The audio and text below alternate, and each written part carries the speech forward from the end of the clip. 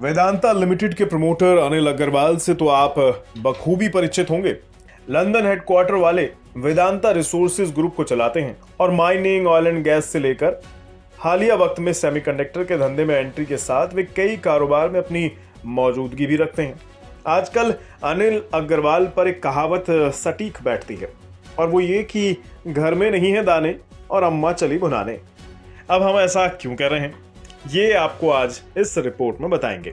दरअसल बीता कुछ वक्त अनिल अग्रवाल और वेदांता के लिए ठीक नहीं चल रहा है। वेदांता पर तगड़ा कर्ज है और इसे चुकाने के लिए अनिल अग्रवाल को तमाम उठापटक करनी पड़ रही है। हालांकि वे अभी तक इससे उभर नहीं पाए हैं। कुल मिलाकर पैसों की बड़ी किल्लत से इन दिनों जूझ रहे हैं अनिल अग्रवाल। अब ऐसे वक्त पर उनसे जुड़ी एक ऐसी खबर आई है जो वाकई चौंकाने वाली है। पता ये चला है कि पैसों की किल्लत के इस दौर में अनिल अग्रवाल देश की राजनीतिक पार्टियों को चंदा देने में खासे मेहरबान दिख रहे हैं और बीते कुछ वर्षों में उन्होंने करोड़ों रुपए का चंदा इन पार्टियों को दिया भी है।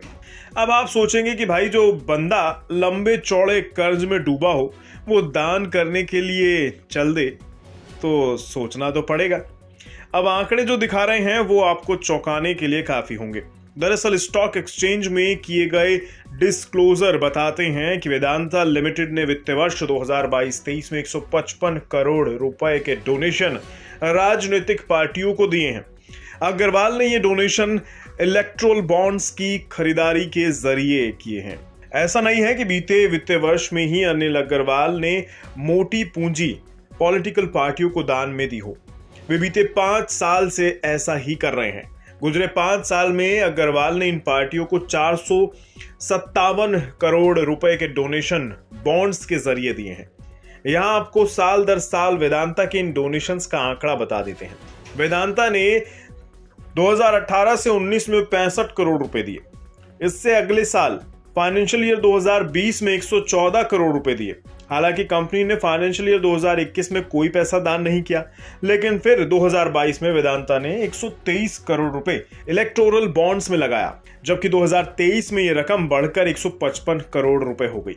सरकारी सेक्टर का स्टेट बैंक ऑफ इंडिया देश का इकलौता बैंक है जिसे इलेक्टोरल बॉन्ड जारी करने की इजाजत है। 2018 से 2022 के बीच रूलिंग पार्टी बीजेपी को 5,220 करोड़ रुपए डोनेशन के तौर पर मिले हैं। दूसरी तरफ कांग्रेस को 964 करोड़ रुपए और तृणमूल कांग्रेस को 767 करोड़ रुपए इन बॉन्ड्स के जरिए मिले हैं।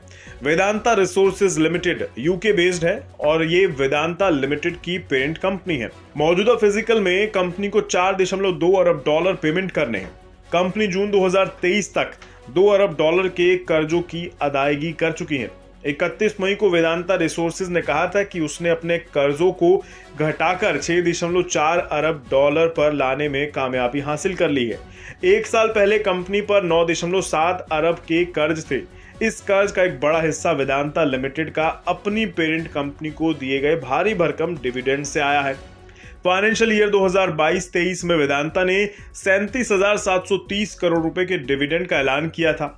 इसमें से 25,698 करोड़ रुपए का dividend parent company Vedanta resources के पास गया। खैर, आम समझ तो ये कहती है कि अगर आपके पास पैसों की किल्लत है और कर्ज का बोझ ज्यादा है तो आप पहले अपने कर्ज को चुकाने की कोशिश करेंगे, ना कि राजनीतिक पार्टियों को दान देंगे। मगर ऐसा लगता है कि अनिल अग्रवाल ने कर्ज चुकाने के साथ ही पार्टियों को भी खुश करने की कोशिश की है। बिज़नेस प्रीमियम, यहाँ आपको मिलेंगे ढेरों फायदे। तो आज ही YouTube पर ज्वाइन करें। बिज़नेस प्रीमियम मेंबरशिप 159 रुपए से शुरू।